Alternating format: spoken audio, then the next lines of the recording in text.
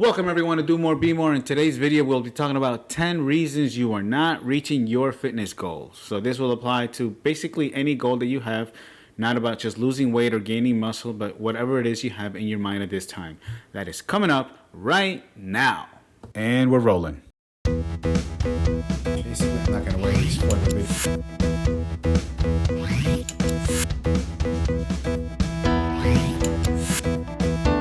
Welcome everyone to Do More, Be More.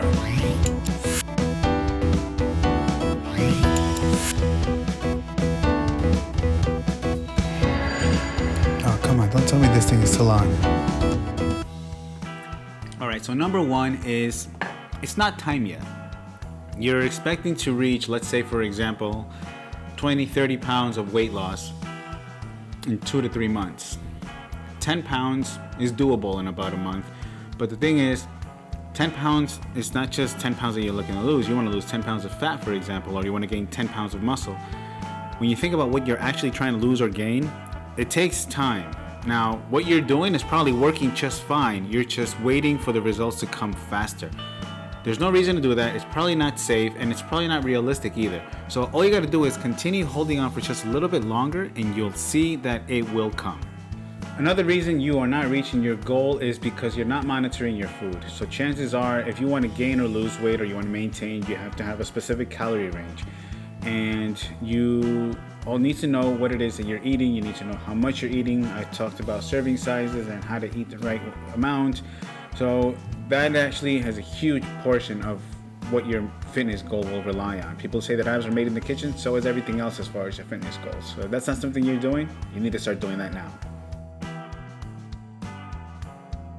So that's right, sleeping is a huge part of recovery, or rather rest, because just sleeping is not the appropriate term. You want to sleep, but you want to make sure it's good sleep, a good amount of sleep, whether that's 8 hours or not, whatever is good for you to feel rested, then that's how you know you recovered well. Your muscles grow, they repair themselves while you sleep. You actually burn calories while you sleep, and actually you burn a lot more calories than you think. In fact, weigh yourself the night before, and then weigh yourself in the morning without having eaten anything the moment you wake up, and tell me you're not slimmer. You know I'm right, that's why you won't do it, and if you will do it, you'll see that I'm right. So, there you go. Stop the video, actually press pause so that you can pick up where you left off. Go sleep right now, go, do it. I'll wait. Number 4 is you are not in the right calorie range. If you want to grow, let's say you just want to get bigger because you're too skinny, you need to be in a calorie surplus. So you get one of the calorie calculators that I've mentioned several times, and I will add another link in the description area again, and you will find out what calorie range is good for you if you want to gain weight, and then also if you want to lose weight. And if you're not in that calorie range, by following the other step, by monitoring your food, you're not going to get the results. That is the only way to do that. Whether you want to monitor that or not, wow, I butchered that, you're still going to have to be in that range. So monitoring it is the only way to know for sure that you're reaching the goal, that you're in the range.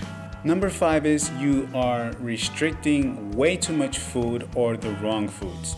What are the wrong foods to restrict, you may ask? Well, I always said there's no such thing as a bad food. So any food that you're restricting yourself of is automatically a bad food to restrict.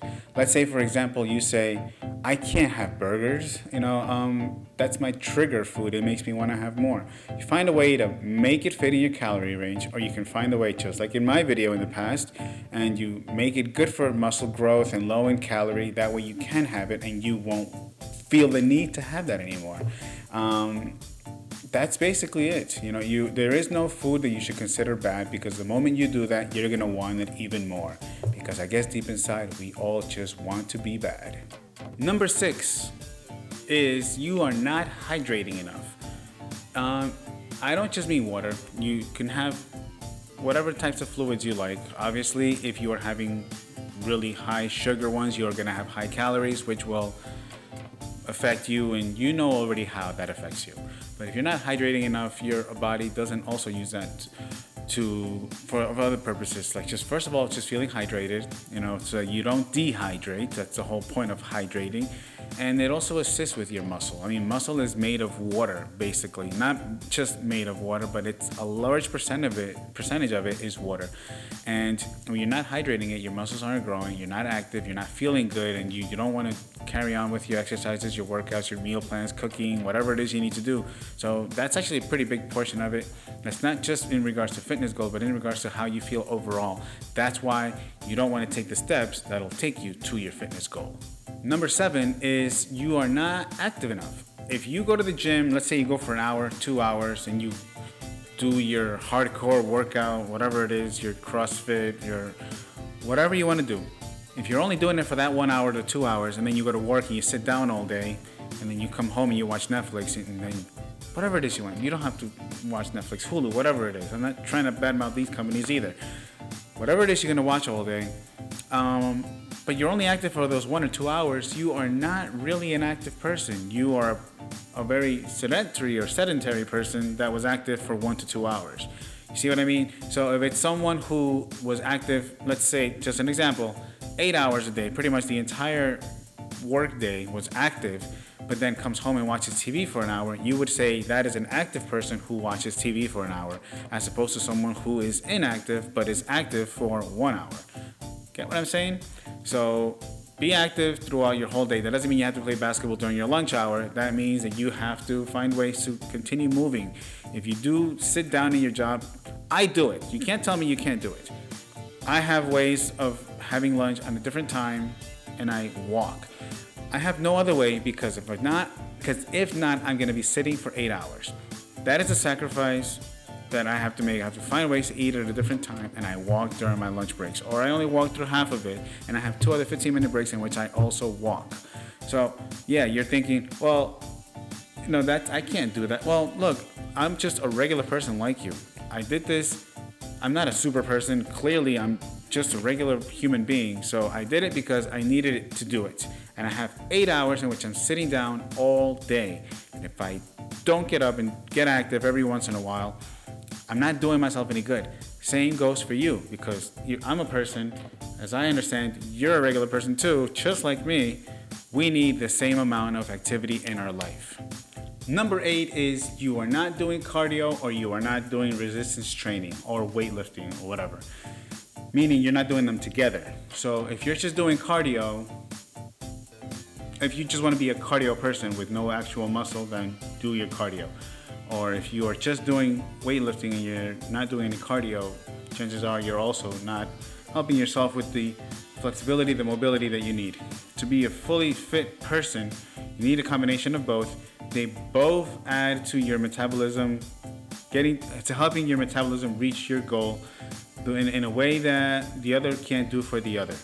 So having a combination of both, moderation with each, and doing it properly spread out throughout the week is also going to help you reach your goal as well. If you're just doing it, let's say cardio on Mondays and lifting throughout the rest of the week, well, guess what? Your heart is not going to be thanking you for it. As for the other way around, same goes. Your muscles are only getting a little bit of resistance training there, and you're not really doing it a favor. So mix it up, keep it consistent, and throughout the week, you'll see the changes. Number 9 is one of the reasons I even have this channel, because you are not doing research. I needed to do a lot of research.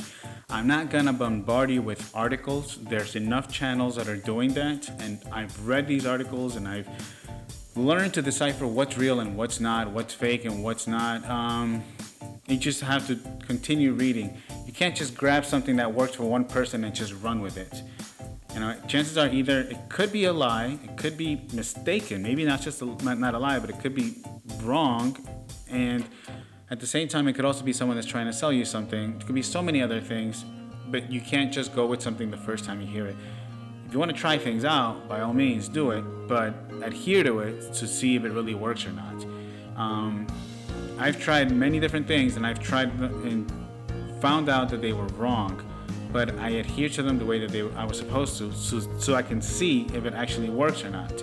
So whenever you are going to do something, let's say you're going to follow advice that I'm giving you, if you're not doing it the way that it's being told, you're not going to get the results. You're not going to be reaching your fitness goals because you're not adhering to the rules of that kind of plan. And if you're thinking, well, I don't need rules in my life, chances are you're 16 and yeah, you don't need to watch me because you have the best metabolism in the world. But if you are 16 and you do want to reach fitness goals, first of all, yeah, you do have some advantages. If you follow some of these steps, they will also help you. If you're 37, I'm 36, and you still want to achieve fitness goals and you think may be too late, the body can adapt to so many things. It endures so much. So continue to do that. Look up research. Try what I've done if you like. Adhere to it to see if it works or not. You're never going to know if something works until you've actually tried it the way that it's supposed to be tried. So go ahead and give it a whirl. Enjoy it. Work hard and you'll see the results. Again, referring to the rules, in the right time, it'll come. Number 10, the final step among these steps is you want the easy way out. You want to try the magic pills. You want to try the slimmer belt thing. You want to go into a sauna and see if you can burn out all the fat. You want to take steroids and grow muscles in 2 weeks. People that take steroids, first of all, they still have to do the work. They have to lift hard. They have to lift constantly. They have to rest correctly. They have to eat protein. They have to hydrate. They gotta follow all these steps too. The only thing about steroids is that it helps them do those things more intensely and with harder intensity, gaining them better results. But they still have to do the work. People are doing, I don't want to talk about surgery or injections, that's a whole different topic. But if you're trying to take a diet pill, like a fat burner or anything, you still have to, see, you don't know how it's working, when it's working, and all of these things. If you just want to have salads all day, you also don't know what you're having. You're probably not giving your muscles the right food that it needs. If you just want something by next week, I remember I was giving somebody advice, and then the person next to them was like, well, how much can I lose in 2 weeks? Well, that's not the only person that's ever told me that. I'm not going to judge that person, nor am I going to judge anyone who wants results in 2 weeks, because guess what? I want results in 2 weeks. And I don't blame them for thinking that. But the fact of the matter is, we all want something fast. But don't we want something for sure that's actually going to happen better? Because what's to say you gain results in 2 weeks? Let's say you gain 10 pounds of muscle. Let's say for some reason you gain 5 pounds of muscle in 2 weeks, and then you lose it in the next 2 weeks. What was the benefit in that? Because you're not following instructions. If you learn to achieve things through work, through time, and through patience, you're going to find a way to learn how to keep it. It'll stick with you longer, and you'll feel satisfied, which will make you want to reach the next goal even better. So this is about reaching your first fitness goal, because once you reach it, doing the proper steps, you're going to want to reach it better the next one. Reach the next one better. You'll have the strength to do it, the motivation to do it, and motivation will only last a certain time. So it'll give you the strength, the knowledge to go on to the next one. Sometimes you don't need motivation. You just need, well, I'm doing the right thing because I tried it and it worked. Yeah, I'm not motivated, but this is the right thing. This is working and it will work. And tomorrow I will have results. And the next day I'll have results, and so on and so forth. So once you know the truth, you don't really need motivation anymore. Everything is the fact that you're doing it right. I think that's the motivation, because you're right. You're doing things correctly, and you don't care that it takes long because you didn't set yourself a deadline. So that's the way I have learned. It's a whole lot sweeter when you've earned. And if you earn it, you'll see that it is a whole lot sweeter as well. And that is all for today, guys. These are 10 steps, 10 reasons you are not reaching your fitness goals. I hope this was helpful. Like I said, one of these may not apply to you, 9 of these may not apply to you, but chances are if you're not reaching your fitness goal, there's going to be some benefit to listening to these, applying these, giving it time, doing it correctly, adhering to them, and not breaking rules. As far as food goes, the diet plans, I mean, I have those. So you can follow my playlist, you can try my recipes. I have more recipes to come. It just takes time for me to make these videos. I have a full-time job just like you do. I am a vlogger as well. And then I'm actually taking time away from things that I love as well, because I love doing this as well, but there are other things that will always suffer because of that. So I'm trying to find a balance between this, because that's also what I'm trying to promote, balance. And if you are able to follow my example, you'll find the benefit of helping others as well. And so far it's been a blessing being able to do this, because not everyone gets a chance to do that. Also, many people don't have the ability to manage their time yet. And I'm working on that. I'm getting better at it. And it's been able to give me the time to make things like these for you guys. So if you do appreciate that, like, share, and subscribe. You already know. Follow me on Facebook and on Instagram and on TikTok. I always say it in the wrong order. And let me do this correctly. Like, share, and subscribe. And remember, everybody, if you do more, you will be more.